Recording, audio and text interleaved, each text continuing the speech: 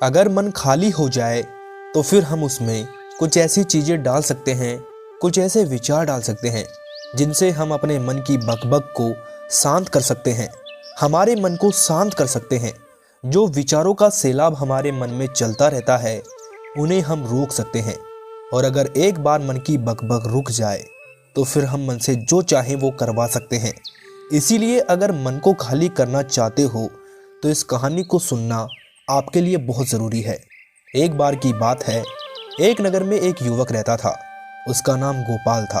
गोपाल को एक समस्या थी और उसकी समस्या ये थी कि उसका मन हर समय भटकता रहता था। उसके मन में हर समय कोई ना कोई नकारात्मक विचार चलते रहते थे। उसके मन की बकबक कभी शांत नहीं होती थी। वो जब भी कुछ सोचता या फिर करता तो कुछ अलग ही कर देता। कभी वो अपने अतीत के बारे में सोचकर पछताता कि काश मैंने उस काम को, उस समय को ऐसा कर दिया होता, उस काम को वैसे कर दिया होता, या फिर उस समय ऐसा नहीं वैसा कर दिया होता। या फिर अपने भविष्य के बारे में सोचता रहता और डरता रहता कि कहीं ऐसा हो गया तो क्या होगा, कहीं मैं असफल हो गया तो क्या होगा, अगर मुझसे कोई गलती हो गई तो लोग मेरा मजाक उड़ाना शुरू कर देंगे। और ऐसे ही कई सारे नकारात्मक व असफलता से भरे विचार उसके मन में हर समय चलते रहते थे। वो हमेशा ही विचारों में खोया रहता। वो अपने विचारों से मुक्ति पाना चाहता था। गोपाल चाहता था कि उसके मन में कोई भी फालतू विचार ना आए, लेकिन हर समय उसके मन में विचारों का सैलाब उठता ही रहता। इसीलिए वो बहुत परेशान था। फिर एक दिन उसे किसी ने बताया कि यहाँ पास के ही जंगल में एक बौद्ध भिक्षु रहते हैं, उनके पास जाओ, वो तुम्हारी इस मानसिक समस्या का समाधान अवश्य कर देंगे। ये सुनकर गोपाल तुरंत बौद्ध भिक्षु के पास चला जाता है और अपनी सारी समस्या उन्हें कह बताता है। बौद्ध भिक्षु भी गोपाल की बात बड़े ध्यान से सुनते हैं और उससे कहते हैं कि तुम मुझसे क्या जानना चाहते हो। यह सुनकर गोपाल कहता है कि महाराज, मैं अपने मन को शांत व खाली करना चाहता हूँ। मैं आपसे ये जानना चाहता हूँ कि मन को खाली व साफ कैसे करते हैं। मेरा मन विचारों से भरा रहता है, मेरा ध्यान एक जगह लग ही नहीं पाता है। मैं एक चीज़ करता हूँ तो दूसरी चीज़ पर पहुँच जाता हूँ, और ऐसा करते करते मेरे मन में हजारों विचार चलते रहते हैं, और ये कब होता है मुझे पता भी नहीं चलता। बहुत देर बाद मुझे एहसास होता है कि मैं क्या करने बैठा था और क्या सोच रहा हूँ। महाराज, मैं अपने मन को विचारों से खाली कर देना चाहता हूँ। मैं चाहता हूँ कि मेरे मन में एक भी विचार ना आए। जब मैं चाहूँ तब ही मेरे मन में विचार आए। बौद्ध भिक्षु ने कहा कि किसी भी समस्या का समाधान तभी निकलता है जब हम उस समस्या की जड़ तक पहुँच जाते हैं, समस्या को ठीक से समझते हैं और जानते हैं। जिस मन को तुम खाली करना चाहते हो, क्या तुमने उस मन को कभी भी थोड़ा बहुत समझा है, जाना है? ये सुनकर गोपाल ने कहा कि महाराज, मैंने मन को जानने की बहुत कोशिश की है, लेकिन मैं जितना इसके बारे में जानता हूँ ये उतना ही रहस्यमय हो जाता है। फिर बौद्ध भिक्षु ने गोपाल को एक घड़ा देते हुए कहा कि जाओ, इस घड़े को छोटे छोटे पत्थरों से भर के लेके आओ। फिर गोपाल वहाँ से गया और उस घड़े में छोटे छोटे पत्थर भरकर ले आया और उस घड़े को बौद्ध भिक्षु के पास रख दिया। फिर बौद्ध भिक्षु ने गोपाल से कहा कि तुम इस घड़े को अपना मन समझो और इस घड़े में भरे पत्थरों को अपने विचार। अब इस घड़े में और पत्थर डालो। गोपाल ने घड़े में पत्थर डालना शुरू किया। घड़ा पहले से भरा हुआ था। एक दो पत्थर डालने के बाद बाकी सारे पत्थर नीचे गिरने लगे। फिर बौद्ध भिक्षु ने गोपाल से कहा कि रुको, जरा ध्यान से देखो। अब घड़े में पत्थर नहीं आ रहे, बल्कि वो नीचे गिर रहे हैं, क्योंकि ये एक घड़ा है। जो इसमें आ सकता था वो इसमें आ गया। अब इसमें और पत्थर नहीं आएंगे। अगर दूसरे पत्थर डालने हैं तो पहले वाले पत्थरों को निकालना होगा। ये सुनकर गोपाल ने कहा कि महाराज, मैं समझ गया हूँ, आप मुझे क्या बताना चाहते हैं। हमें अपने मन को विचारों से खाली कर देना चाहिए। बौद्ध भिक्षु मुस्कुराए और उन्होंने कहा कि पहले पूरी बात समझो, उसके बाद मन को खाली कर लेना।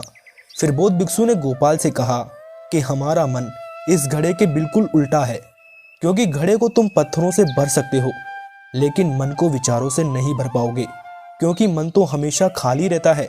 ये सुनकर गोपाल ने कहा कि महाराज, मुझे कुछ भी समझ नहीं आ रहा। मन अगर खाली रहता है तो फिर हम उसे खाली क्यों करने लगते हैं? मन को खाली करने की क्या ही आवश्यकता है? बौद्ध भिक्षु ने कहा कि इस घड़े में से सारे पत्थरों को एक एक करके बाहर निकाल दो। गोपाल ने वैसा ही किया। वो घड़े में से एक एक करके पूरे पत्थरों को बाहर निकालता रहा और ऐसा करते करते अंत में घड़ा खाली हो गया।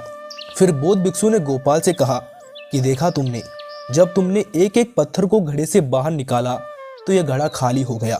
अब तुम इस घड़े में कोई भी पत्थर डाल सकते हो, दूसरे पत्थर डाल सकते हो, या फिर उन्हीं पत्थरों को दोबारा डाल सकते हो, आधा भर सकते हो, या फिर इसे तुम पूरा भी भर सकते हो।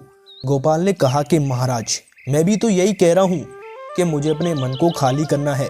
ये एक पत्थर है, इसको आसानी से निकाला जा सकता है और घड़े को खाली किया जा सकता है, लेकिन मैं अपने मन को खाली कैसे करूं? फिर बौद्ध भिक्षु ने कहा कि इस घड़े में एक पत्थर डालो और 2 पत्थर निकालो। यह सुनकर गोपाल ने कहा कि महाराज, ऐसा कैसे हो सकता है? जब इस घड़े में एक पत्थर होगा तो एक ही पत्थर निकलेगा, 2 कैसे निकलेंगे? फिर बौद्ध भिक्षु ने कहा कि ऐसा नहीं हो सकता, तो ऐसा करो कि इस घड़े में 2 पत्थर डालो और 4 निकालो। गोपाल ने कहा कि महाराज, ऐसा कैसे हो सकता है? ये कोई चमत्कारिक घड़ा तो नहीं है कि 1 डालो 2 निकल जाएंगे, 2 डालो 4 निकल जाएंगे। यह सुनकर बौद्ध भिक्षु ने कहा कि ये घड़ा तो चमत्कारिक नहीं है, लेकिन तुम्हारा घड़ा यानी तुम्हारा मन, ये तो चमत्कारिक है। इसमें से अगर तुम एक विचार बाहर निकालते हो तो उसके साथ 2 विचार आते हैं। जब तुम उन 2 विचारों को पकड़ते हो तो उसके साथ 4 विचार निकलते हैं, और फिर ऐसा करते करते विचारों की एक लंबी श्रृंखला बन जाती है, और फिर तुम कहीं नहीं रुकते, एक के बाद एक विचारों को पकड़ते जाते हो। ये मिट्टी का घड़ा तो पत्थरों से भर जाएगा, लेकिन तुम्हारा मन कभी नहीं भरता। वो हमेशा खाली है, लेकिन वो खाली नहीं रहता। ये इस मन की माया है कि सब कुछ है लेकिन फिर भी कुछ नहीं। गोपाल ने कहा कि महाराज, मैं आपकी बात समझ रहा हूँ, लेकिन क्या मैं हमेशा अपने विचारों के जाल में ही फंसा रहूँगा? क्या मन के इस माया जाल से निकलने का कोई रास्ता है ही नहीं? बौद्ध भिक्षु ने कहा कि इस मिट्टी के घड़े को आधा पत्थरों से भर दो। गोपाल ने ऐसा ही किया। फिर बौद्ध भिक्षु ने कहा कि अब इन पत्थरों में से कोई एक पत्थर चुनो और उस पत्थर की एक छोटी सी मूर्ति बनाकर मुझे दे दो। मैं जानता हूँ कि तुम एक अच्छे कलाकार हो। गोपाल ने एक पत्थर निकाला और उस पत्थर को तराशने लगा। पत्थर को देखकर गोपाल को लगा कि यह पत्थर अच्छा नहीं है। फिर उसने दूसरा पत्थर घड़े से निकाला, लेकिन उसे वो दूसरा पत्थर भी अच्छा नहीं लगा। फिर उसने तीसरा पत्थर निकाला, लेकिन वो तीसरा पत्थर भी उसे पसंद नहीं आया। उसका रंग अच्छा नहीं था। ऐसा करते करते उसने सारे पत्थरों को बाहर निकाल दिया, और ऐसा करते हुए उसे वो बौद्ध भिक्षु देख रहे थे। फिर बौद्ध भिक्षु ने गोपाल से कहा कि जो तुमने सबसे पहले पत्थर निकाला था, उस पत्थर को ये समझकर तराशो कि इसके बाद तुम्हारे पास कोई पत्थर नहीं है, ये एक ही पत्थर तुम्हारे पास है। फिर गोपाल ने उस पत्थर को तराशना शुरू किया और उस पत्थर से एक बहुत ही सुंदर मूर्ति बनाई और बौद्ध भिक्षु को भेंट की, और बौद्ध भिक्षु से कहा कि महाराज, इस पत्थर से इतनी सुंदर मूर्ति बन सकती थी, मैं ये सोच भी नहीं सकता था। गोपाल की बात सुनकर बौद्ध भिक्षु ने कहा कि जब हमारे पास कोई और दूसरा विकल्प नहीं होता है, तब हम उस विकल्प में ही अपनी संपूर्ण ऊर्जा लगाते हैं और उसी को सबसे बेहतर बनाते हैं। और जब हमारे पास विकल्प होते हैं तो हम पत्थर चुन ही नहीं सकते और मूर्ति बनती भी नहीं है। हमारा मन भी एक विचार के पीछे हजारों विकल्प खोल के रख देता है और एक मुख्य विचार को छोड़कर उन 1000 विकल्पों में उलझकर रह जाते हैं।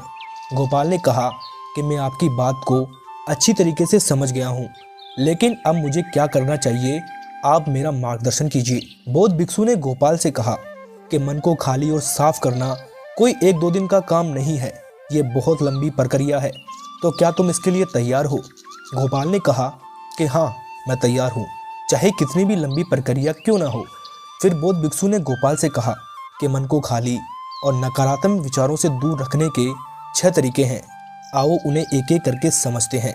पहला तरीका ये है कि ऐसे लोगों का साथ छोड़ दो जो हमेशा तुम्हें कमजोर, पिछड़ा हुआ, लक्ष्यहीन इंसान महसूस करवाए। अक्सर हमारे आसपास कुछ लोग ऐसे होते हैं जो शायद पद और धन में हमसे ऊपर होते हैं, लेकिन वो अपने इसी पद और धन के घमंड में अपने से नीचे के स्तर के लोगों को कुछ भी नहीं समझते। वो हमेशा अपने से छोटे लोगों को यह महसूस करवाते हैं कि वो कितने छोटे हैं और वो जीवन में कुछ बड़ा हासिल कर भी नहीं सकते। इसके अलावा कई बार हमारे कुछ मित्र और परिवार के सदस्य भी ऐसे होते हैं जो अक्सर हमें छोटा महसूस करवाते हैं, हमें नीचा दिखाने की कोशिश करते हैं, लोगों के सामने हमारा मजाक बनाते हैं। तो ऐसे लोगों से जितना दूर हो सकते हो उतना दूर रहो। ये लोग ऐसे होते हैं जो तुम्हारी नज़रों में तुम्हारी गरिमा को नष्ट कर तुम्हें लक्ष्यहीन बनाते हैं और फिर तुम्हें खुद की काबिलियत पर भी शक होना शुरू हो जाता है।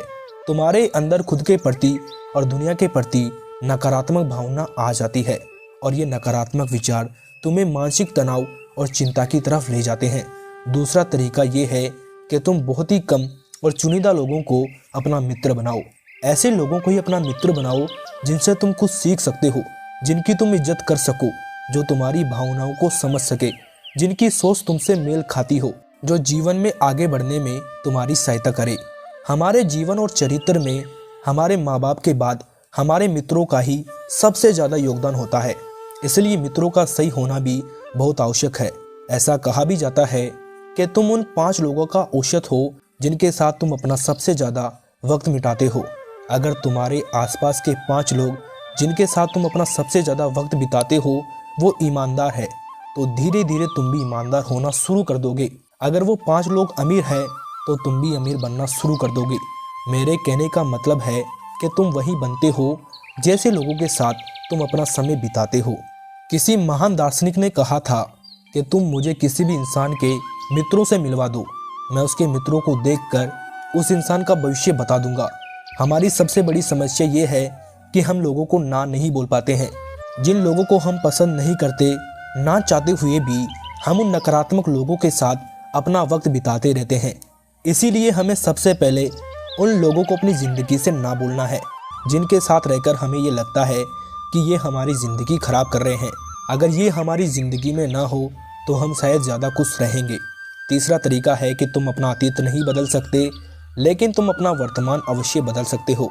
इसीलिए पूरी तरह से वर्तमान में रहते हुए उन चीज़ों पर, उन कामों पर ध्यान दो जो तुम्हारे नियंत्रण में है, जिन्हें तुम आज कर सकते हो, जिन्हें तुम आज बदल सकते हो। मेरी एक बात हमेशा याद रखना, केवल वर्तमान में रहकर ही भविष्य को संवारा जा सकता है। इसीलिए वर्तमान में जीने की आदत डालो। चौथा तरीका है कि स्वच्छ और पौष्टिक खाना खाओ। हमारा शरीर ऊर्जा से चलता है और हम जैसा खाएंगे वैसी ही ऊर्जा हमारे शरीर को मिलेगी। अगर हमारा शरीर स्वस्थ नहीं रहेगा तो हमारा मन स्वच्छ कैसे रहेगा। जब शरीर कमज़ोर व अस्वस्थ रहता है तो मन में बहुत से नकारात्मक विचार आते हैं और कहा भी जाता है कि स्वस्थ शरीर में स्वस्थ मस्तिष्क का वास होता है। इसलिए शरीर को स्वस्थ व मजबूत रखना हमारी जिम्मेदारी है। पांचवा तरीका ये है कि रोज़ अकेले में ध्यान करो। ध्यान किसी के साथ नहीं, अकेले में करो।